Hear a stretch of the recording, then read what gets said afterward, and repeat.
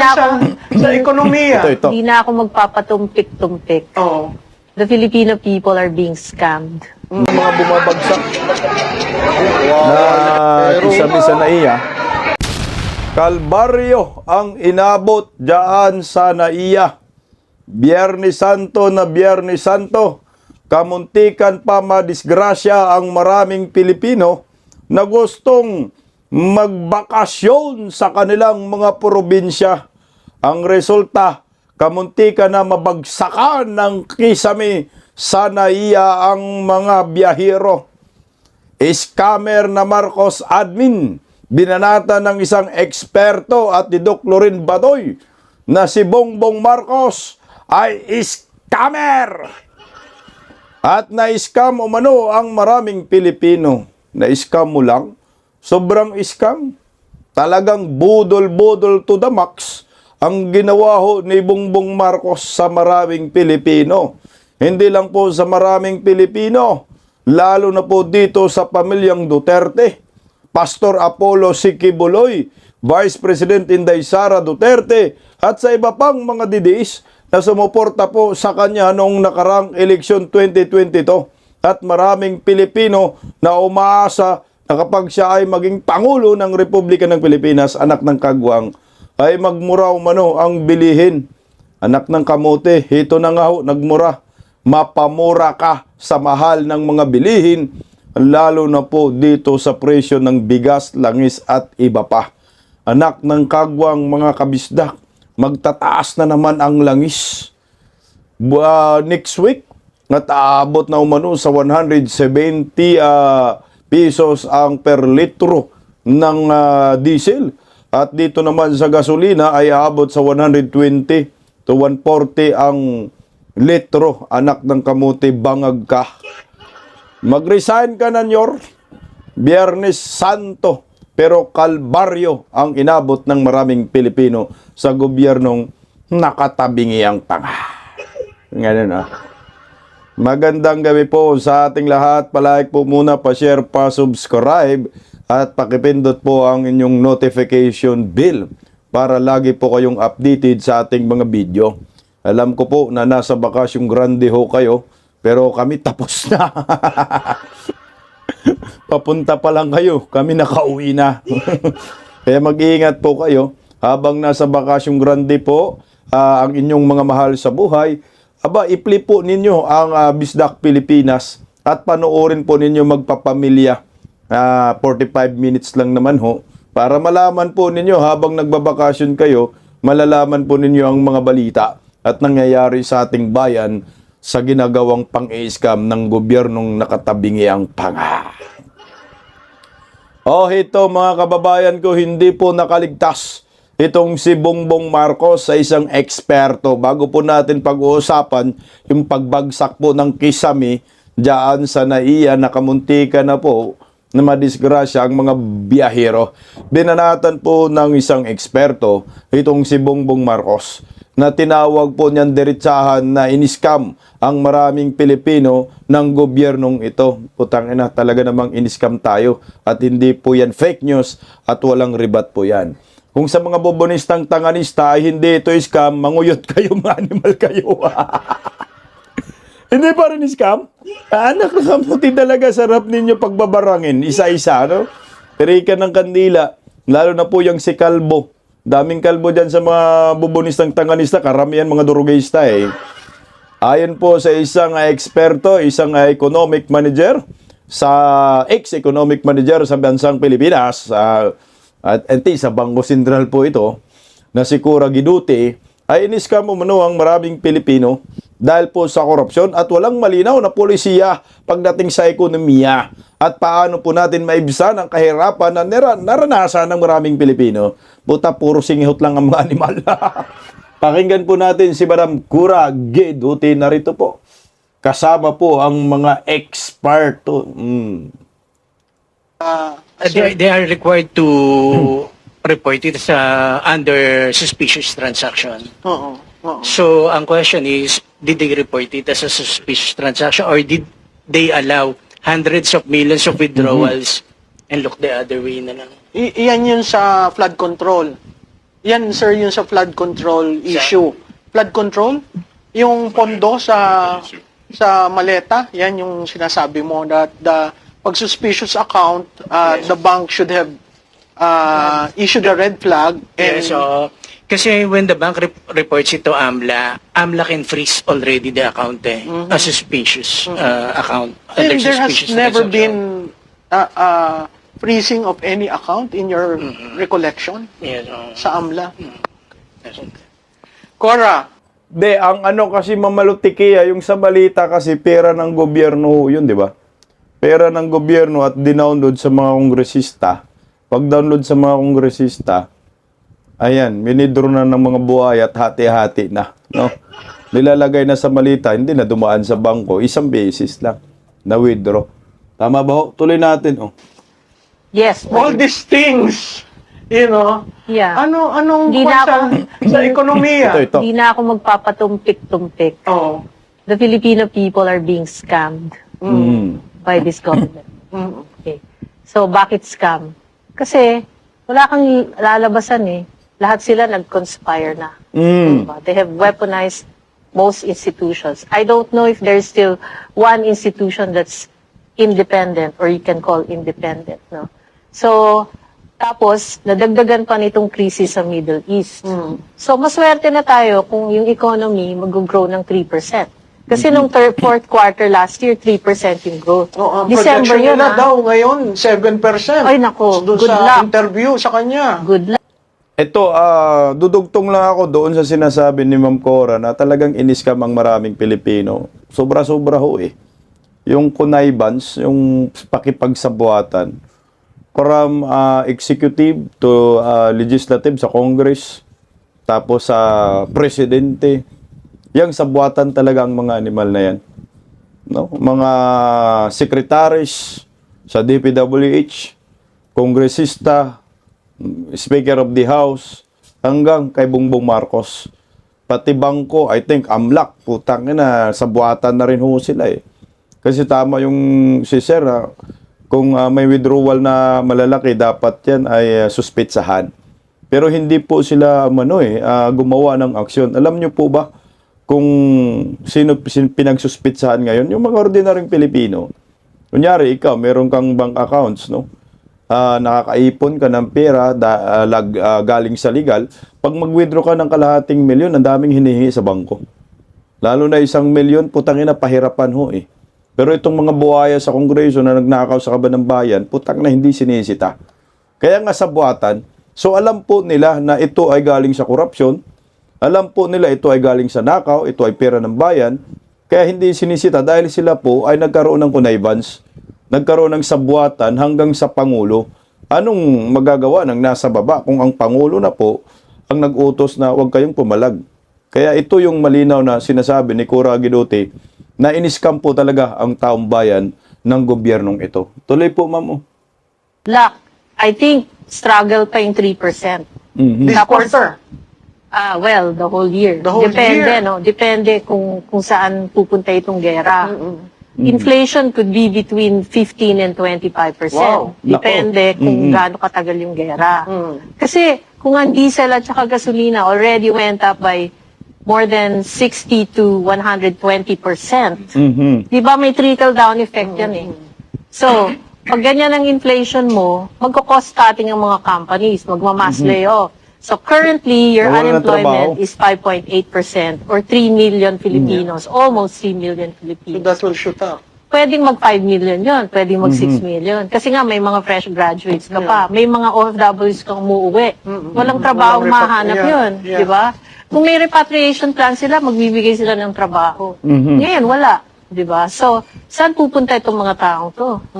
Yung savings sila mauubos. Actually, sa dami ng baha na dinaanan ng Pilipino, babaha pa ulit ngayon, walang flood control, yung savings mo talaga mauubos. What do you Sakto think eh. of a stimulus package?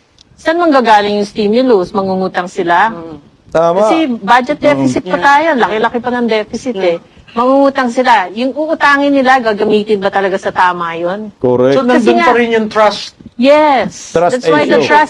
That's why the net trust rating of the president is negative Bagsak. 9. Diba? Kasi saan gagamitin yung pera? Nakakasiguro ba tayo na yung perang uutangin nila, like ngayon sa World Bank, gagamitin? So, tama. Yung Maharlika Fund, saan napunta yung pera? Wala Di ba na dapat eh. sa infrastructure yan? Anong nilaunch ni Presidente? Anong Tulay. klaseng di ba footbridge? Oh, so, Okay. So, give me a positive ring on wala. wala kang makitang positive. Negative. Mahirap Di naman. na nga ako magpapatumpik-tumpik, di ba? Mahirap po tayo mag-end ngayon, no? Sa taong bayan na nakikinig. Siguro ho, kapit-bisig tayo. Yes. Magdasal, napakahalaga niyan. Magsalita. Magsalita. At kung ano yung kakauntin yung savings, pahabaan nyo ho yan. Babalik tayo dun sa traditional natin. Kung magbibisikleta, maglalakad, simpleng pamumuhay. Kasi hindi ho natin alam kung kung kailan magtatapos ang gera at kung ano ang impact nito sa ating mga Pilipino. Pero sa dulo, magsama-sama po tayo dahil tayo lamang po ang susulba ng ating mga problema.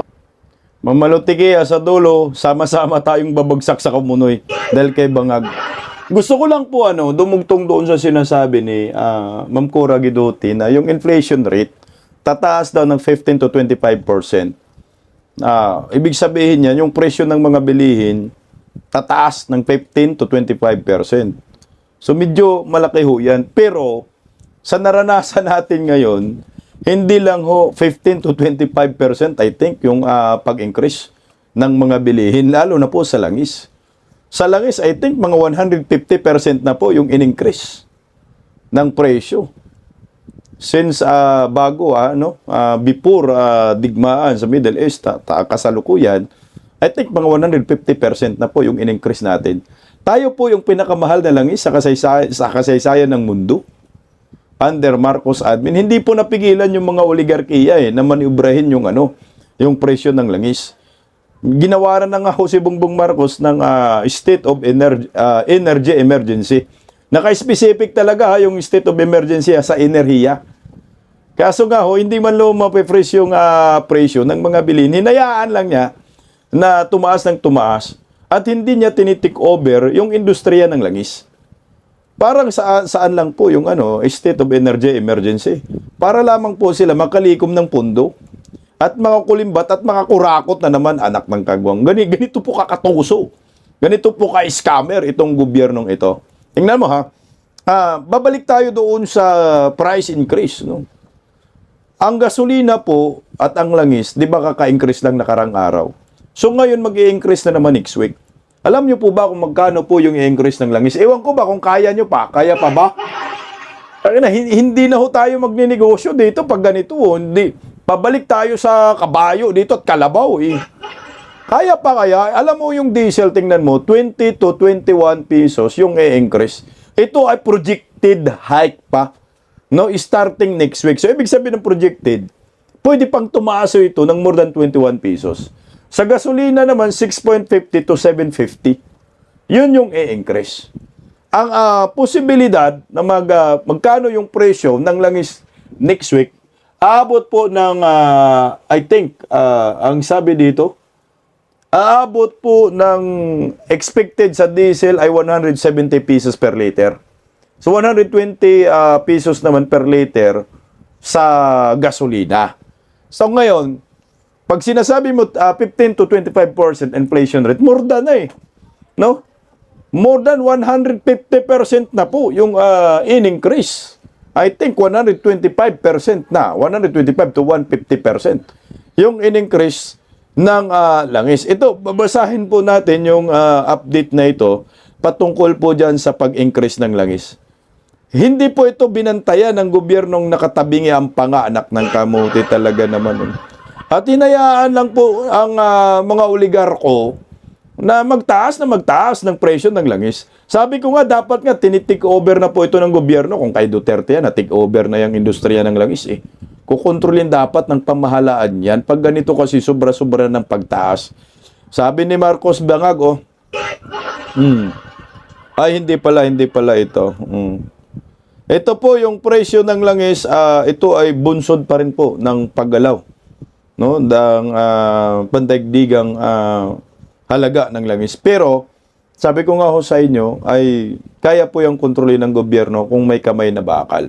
Dito tayo sa isa pa, yung sinabi ni Cora Guidotti na inflation muli yung gas, no, mga liquefied petroleum gas, ito po yung ginagamit natin sa pagluluto. Ayan, tingnan mo yung Petron gasol, no, sa mga gumagamit na gasol, 1,645 na po ang tangke, no, bilihan ng tangke. Alam mo, sa probinsya, galing kami ng Siargao, gano'n na rin po ang presyo, mga 1,700 to 1,800 na po kada tangke. Ayan, 11 kilograms po yan. Kung ikaw naman ay gumagamit ng Fiesta gas, aabot na po sa 1,598 bawat tangke. Kung Solin naman, 1,684 bawat tangke. Kung Regasco naman ay 1,543 pesos bawat tangke. Price gas, 1,660. Phoenix Super LPG, umaabot po ng 1,640 naman ang bawat tangke. Sa panahon ni Tatay Digong, ni former President Duterte, 400 pesos lang Nakaranas pa ako niyan, 450 to 500 yung isang tangke. Pero ngayon, tingnan mo naman yung itinaas. More than, 150%. Yung tinaas po nito. Inflation rate, putang na, wala na, bagsak ang ekonomiya Ito yung tinatawag na scam. Part ng pang-i-scam ng gobyerno. Di ba ang sabi ng mga bobonistang tanganista, anak ng kamuti, pag si Bongbong Marcos ang maging pangulo, magmura ang mga bilihin, lo nyo? O ano ito? Kaya nyo pa ba? Manguyot kayo? Isang malaking scam yung sinabi ni Bongbong Marcos. Don't tell me, kayong mga supporter si Bongbong Marcos ay hindi kayo napiktuan dito at hindi kayo nagrereklamo. Tungaw. Apiktado tayong lahat. Ito po yung bunga ng pang-scam ni Bongbong Marcos. Dito naman tayo sa sinasabi ni Madam Cora Guidotti na sinasabi niya, mangungutang na naman ang gobyerno kasi nga deficit tayo sa taonang budget. Tama ho yan. Alam niyo po, ang gobyernong Marcos, yearly po, nagpapasala sila ng budget. Ay, ni-scam nga rin ho tayo. Ang masaklap dyan sa budget na yan, ay deficit po tayo lagi ng 2 trillion pesos. 2 trillion yung deficit. So, saan mo kukunin yung 2 trillion? Kukunin nila, mangungutang po sila sa World Bank. At kung saan-saan mangungutang para mapunan yung kanilang mga luho. Ang masakit dyan, merong trust issue. Paano gagamitin yung pundo? Baka iskamin na naman ho tayo. Ito po yun Bago lang din po ito, mga kababayan ko. Anak ng kagwang kaya pa ba? Bongbong Marcos, ayan Bong! Animal kang bungit ka. Puno ng malita ng mga buhaya Marcos Jr. Admin, pinaigting ang pag-secure ng 408 billion pesos sa bagong utang ho ito. Ito, basahin po natin yung detalye. Baka sabihin na naman na fake news. Ito po pala. Marcos Jr. Admin, pinaigting ang pag-secure ng 408 billion na bagong utang. Tandaan nyo po, ang utang ng ating bansa ay 18.16 trillion pesos na. Bago po pumasok si Bangag ay nasa 11 trillion pa lang yan. So nakasecure na almost 8 trillion pesos na si Bangag. Walang bed, putang na, walang infrastructure. Yung pinagmalaki tulay dyan sa may Kamuning overpass. Umani ng pansin ang ulat na halos dumobli ang pangungutang ng pamalaan sa ilalim ni Pangulong Ferdinand Marcos Jr. matapos umabot sa 408.2 billion pesos ang gross borrowing nitong Enero 2026, malayo sa 213 billion sa kaparehong buwan noong 2025. So yung 2025 nung January ay 213 lang. So ngayon, anak ng kagwang, umabot na 408. Dumobli talaga. Ayon sa Bureau of the Treasury, ang biglang pagtaas ay bahagi ng mas agresibong hakbang umano ng administrasyon upang masecure ang pondo ng mas maaga habang pabor pa ang galaw ng merkado, anak ng kagwang. Nagmadali pala talaga silang umutang, Breakdown ng utang sa kabuang halaga, 216.1 billion domestic borrowing, 192.1 billion foreign borrowings. Kapansin-pansin ang malaking pag-angat ng foreign borrowing na halos 3 beses kumpara noong nakaraang taon.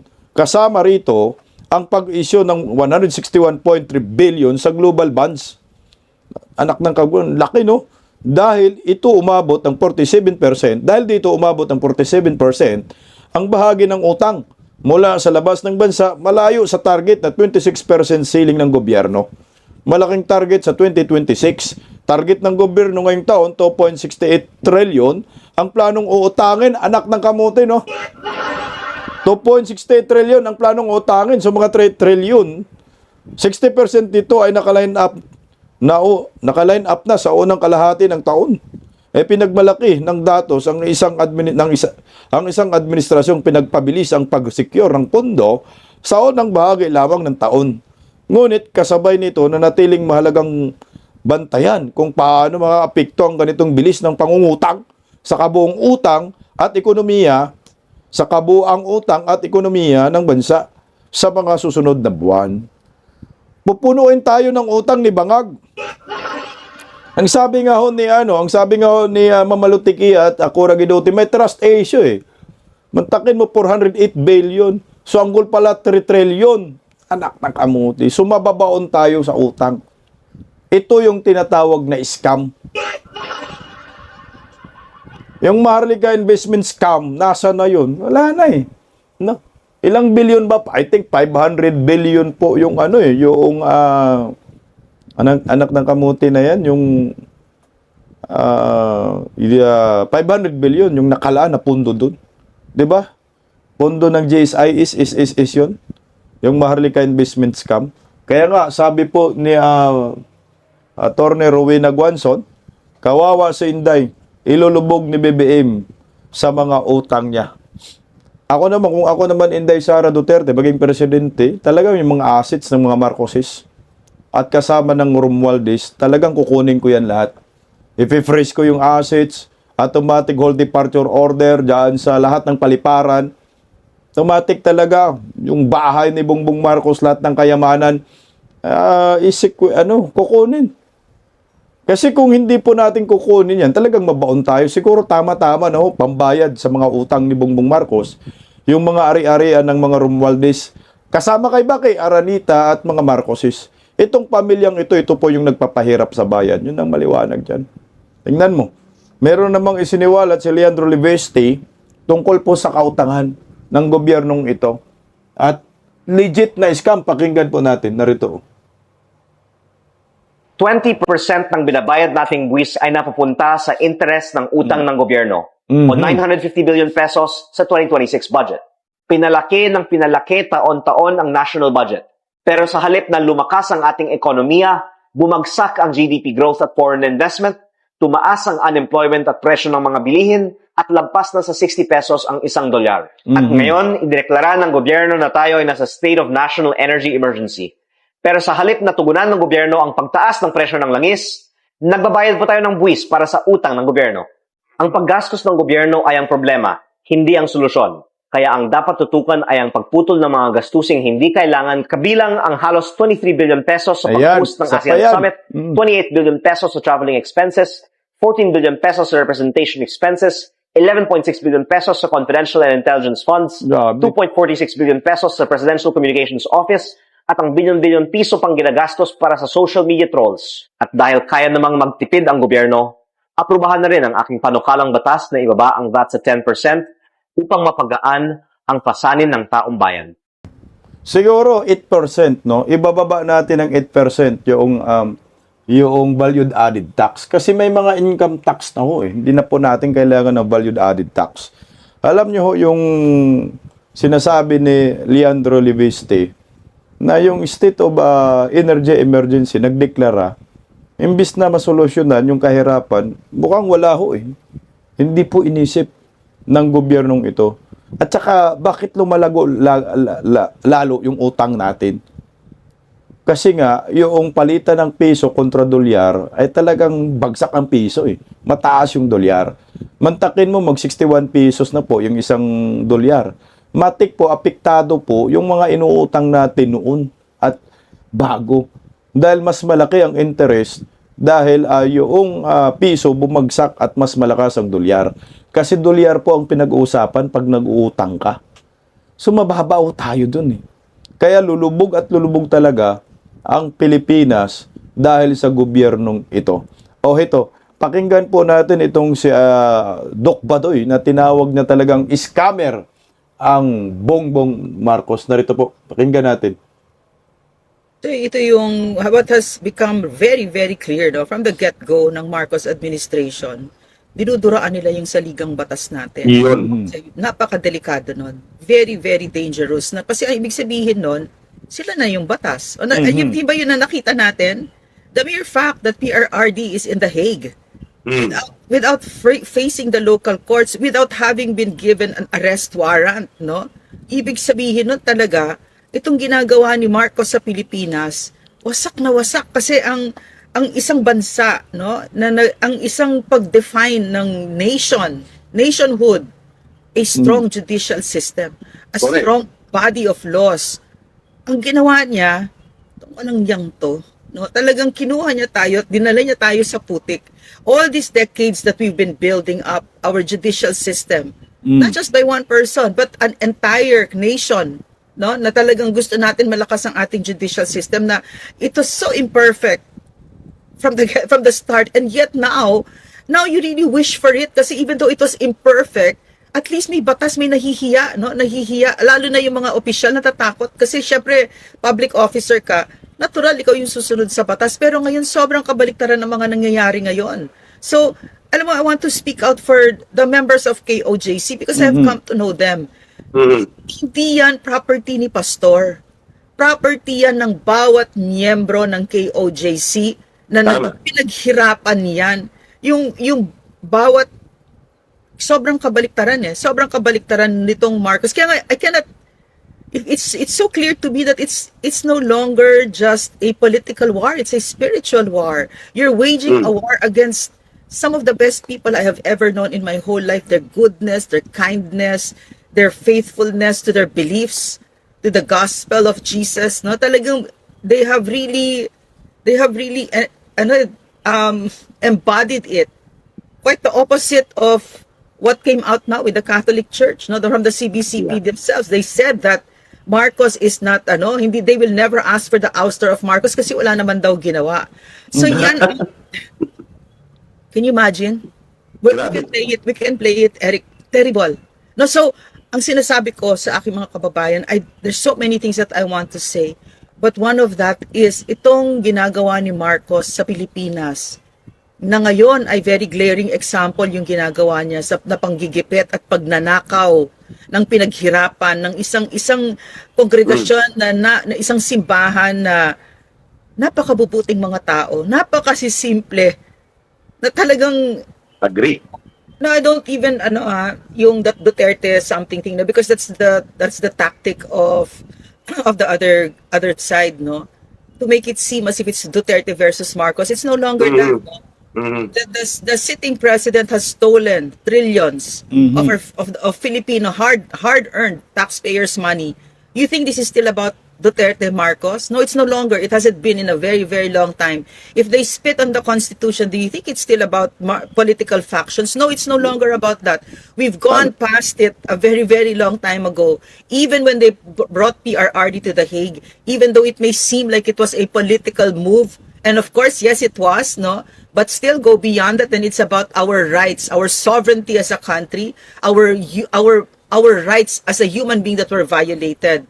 Okay, so yung sinabi ni Miss Cora Guidote, yan yung nakikita natin ngayon. Itong gobyernong ito, scammers. At ang masaklap dito, ang gobyernong ito, kasama na niya ang komunistang teroristang CPP, NPA, NDF, mga operators nila, ang CPP, NPA, NDF. At wala tayong sisisihin dito kung hindi si Bongbong Marcos. Kaya dapat na siyang mag-resign. Dapat siyang bumaba. Bawat Pilipino ngayon, ang moral obligation ninyo, nating lahat, ay itulak siya para siya ay mag-resign kasi bawat segundo na umuupo siya dyan, tuloy ang pagnanakaw, tuloy ang pagwawasak sa Pilipinas, tuloy ang pagwawasak sa saligang batas. Ang isang bansa na wala ng saligang batas ay parang banana republic na. Correct. No? At yan, dyan niya tayo dinadala. Nung kinaladkad nila si PRRD sa The Hague, napakalinaw napakalinaw na wala ng saligang batas. And in so many ways, no, yung in-enumerate dito ni Eric, kahit kami ni Eric, marami kaming kaso dito. Yeah. Libel, inciting to sedition. In all of my life, I've na-detain pa kami. No, tsaka maraming, yung kinuwento niya, yung kay Mike Defensor na, you know mo, legitimate business. So talagang, like what I want to really say is, you have to rise as a people above this. Pabayaan mo kung ano gusto nilang gawin. Pero tayo, the thing that we can control is ourselves. We have to remain united. And we have to be a very strong people. We have to be brave, we have to be bold, and we have to fight this together. Kasi pinaglalaban natin dito ay ang ating bansa na. Tama ka dyan, Doc Lorin Badoy. Isipin mo po yung ginagawa, nililimas po yung pera ng bayan, no? Inuutang, tapos nililimas, kinakarga sa mali-malitang malita. Yun po yung scam, no, na ginagawa ng gobyernong Marcos sa maraming Pilipino. Eh, ang problema nga pag ikaw nag-criticize, kakasuhan ka, inciting to sedition, rebellion, putang ina, kung ano-ano nang pinagkakaso sa mga kritiko ni Bangag. Ni Tatay Digong, talagang number one, biktima po siya ng pang-i-scam. Pastor Apollo Sikibuloy, antakin mo, KOJC ngayon ay natatakot na susugod yung mga kapulisan. Nonsense po yung sinasabing ocular inspection di umano sa QOJC compound kasi nga 16 days na sila nagkampo dyan. After Holy Week daw, susugod na naman ang mga animal. Anak ng kaguwang talaga naman. Makarma rin kayong mga hinayupak. Tingnan mo ito yung legit na scam. Kaya hindi baligod po yan, pinost po niya kung paano po magbilang na ang mga mali-malitang pera, na ninanakaw ng mga buhaya. Pero until now, didma pa rin dito si Ping Lacson, Senado, Senate Blue Ribbon Committee. Ang dami ng video, pinapalabas si Libby Baligod. Ayaw pa rin po imbestigahan ng mga hinayupak na ito, lalo na si Panpilo Lacson, kasabubat rin yan ng mga kawatan. Yan, scam din yan. Kaya kawawa tayong mga Pilipino, kumbaga, wala, kusa na lang po tayong lulubog sa kumunoy na ginagawa mismo ng gobyernong Marcos. Tingnan mo ngayon, Holy Week po ngayon, tingnan mo, kamuntikan na po madisgrasya ang maraming Pilipino dyan sa NAIA dahil sa mga scammer, no? Ang dami-daming pera, minamalita, pero yung NAIA hindi po maayos-ayos. Sa panahon ni Digong, wala kang makikitang ganitong insidente na bumabagsak po ang kisami dyan sa NAIA. I think under Marcos admin, nakarami na ito. Ang matindi po ito, Holy Week pa, mantakin mo O panoorin po natin ang balitang ito. Narito po. Holy Week pa ito. Kinordona ng mga tauhan ng Ninoy Aquino International Airport Terminal 1 ang bahaging ito ng arrival area kung saan marami pong kainan. Yan ay matapos bumagsak Kainan ang pa. bahaging ito Naku. ng kisame na yan. Ayan po, kung makikita ninyo, ayan po yung apektadong kisame. Kanina, ilan po sa mga pasahero at naghahatid dito sa NAIA Terminal 1 ang nabagsakan at nasugatan. Iyay. Hindi pa natin Nasugatan. makumpirma kung ilan po yung mga apektadong individual, pero ang what we know so far, may ilan po sa kanila ang nilapatan na ng lunas at dinala sa medical area ng NAIA Terminal 1. Ayon sa ilang nakausap natin, nangyari ang insidente bandang alas 10 ngayong umaga, Biyernes Santo, April 3. Yan nabagsakan.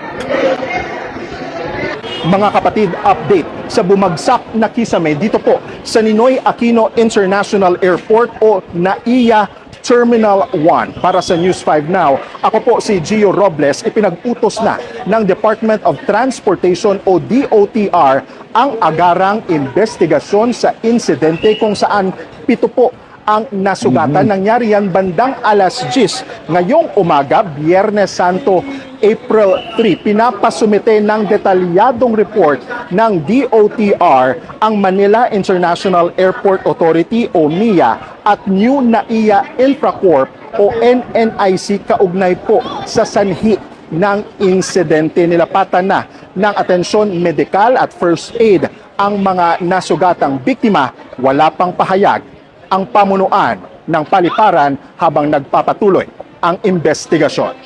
Bongbong pa. Alam mo, malaking abala yan. Napito yung sugatan dyan. So ngayon, kung may flight po sila, madidelete sila. So sino po yung magbabayad ng kanilang flight? Papasakayin ba sila ng aeroplano? Yun yung mahirap doon, yung flight. At saka puting kamuntikan na yung buhay mo, masawi dyan. Sipin mo, kisame, bumagsak. Wala, na-scam na naman ang mga Pilipino dito. Na flood control na naman yung budget dyan sa NAIA. Ito po yung masaklap. Puro na lang kalbaryo yung ibinibigay ni Bongbong Marcos sa maraming Pilipino. Paano na lang kung may nadisgrasya dyan, namatay? Imbis na mag-enjoy sa Holy Week, bakasyon, pahamak pa, mantakin mo, paliparan yan ha. Hindi po ito magandang impression sa mga turista. Kung yung paliparan mo ay hindi safe, ay putang na, kung hindi ka ligtas dyan, kainan pa ha, malapit, mga tao dyan, kakain, nagugutom, dyan pa bumagsak. O ito, meron pa akong mga footage pa na iba, panoorin po natin, ito talaga, ito po, nakakatakot to. Ayan po yung mga bumabagsak na kisame sa NAIA. May mga pasahero pong kamuntikan na dyan, madisgrasya talaga, sugatan yung iba.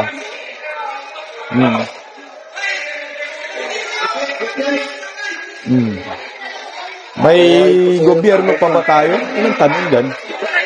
Yan yung pamilya, malamang laglagan yun, nabagsakan. Delikado pa na yan. Delikado dahil na flood control ni Bangag. Paano hindi madelikado yan? Ayan eh. Diyos po.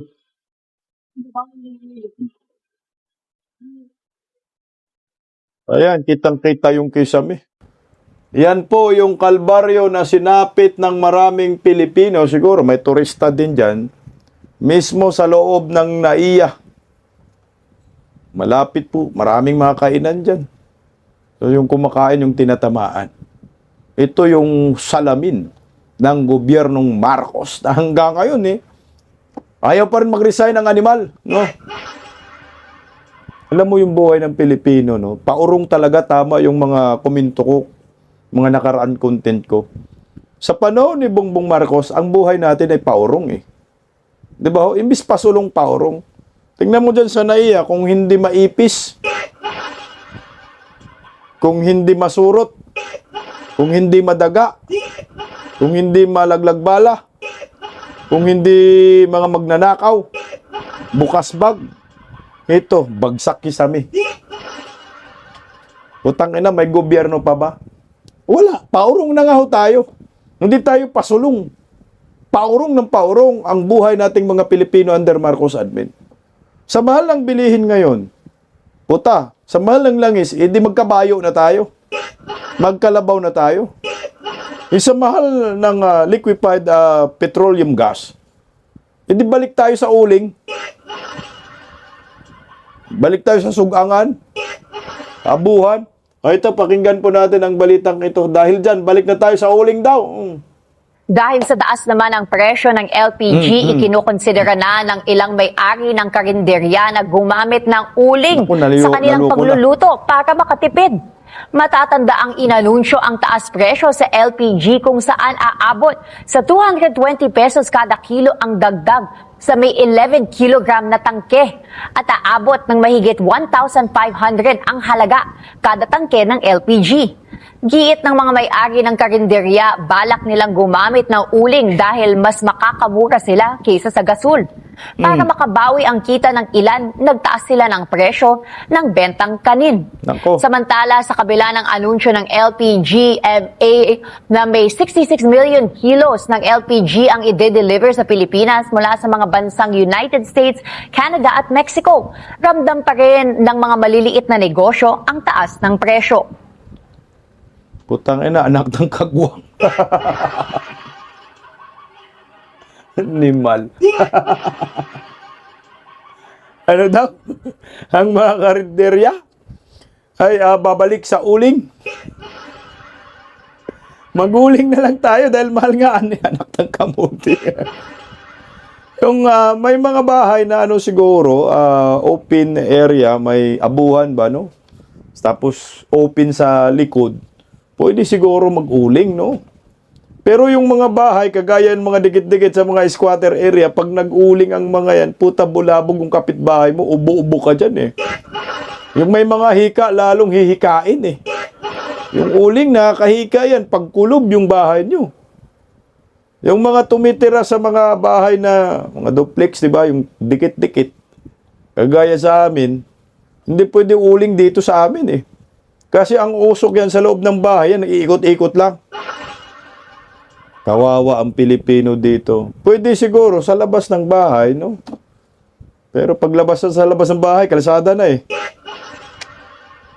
Ginago tayo ni Marcos. In-scam tayo ni Marcos. Yan ang maliwanag. Ang dakilang scammer sa kasaysayan ng ating bansa, walang iba. Mga Marcoses. Basta Marcos salot. Basta Marcos kawatan. Basta Marcos nagpapahirap sa bayan. Basta Marcos bangag. Basta Marcos budlat ang mata. Basta Marcos ngiwi. Traidor. Lahat ng kapintasan na sa kanila na. Bangon daw ang kanilang pangalan, buang kayo. Nung ibangon, babangon tayong muli. Bumangon, mga durugista. Mga Pilipino bagsak. Ayan, uling-uling na daw. Tainan nyo, mga Department of Energy, los-los kayo. O next week, salubungin natin ang 170 pesos per liter ng diesel. At 120 to 140 pesos ang presyo ng gasolina. Kaya nyo pa ba? Ang Pilipino kasi masyadong matiisin eh. Sabi nga ni Kura Guidotti, putang na mag-ingay kayo. Magreklamo kayo, mag-rant kayo sa social media, hindi nyo na kaya. Huwag po nating hayaang itolerate yung mga ginagawang kabudul-budulan ng gobyernong nakangiwi ang panga. Yung pagiging scammer nila, dapat maputol po ito. Dapat sa susunod na mga taon, wala ng Marcos na makikita mo sa national position or Congress or Senate. Bahala yung taga Ilocos Norte kung gawin nilang gobernador yung mga Marcos. Pero sa Pilipinas, nik-nik nyo, diretso kayo inidoro. Mga scammer kayo eh. Pagising sa umaga, tanghali at gabi, nakikita ko ang post niya, ang hapdi. Paano nga ba to? Di ako makatanggi. Watch ko na lang at isipin ng mabuti. Bisdak Pilipinas. Bisdak, tinig ng katotohanan. Sa bawat vlog may laban sa kasinungalingan. Mulat ang mata, gising ang masa. Bisdak Pilipinas, para sa bayan, gumigising sa diwa. Sa likod ng kamera, tapang ang dala, walang sinasanto kung mali ang gawa. Hinay-hinay, pero palaban. Boses ng tao sa digital na labanan. Bisdak, tinig ng katotohanan. Sa bawat vlog may laban sa kasinungalingan. Mulat ang mata, gising ang masa. Bisdak Pilipinas, para sa bayan, gumigising sa diwa.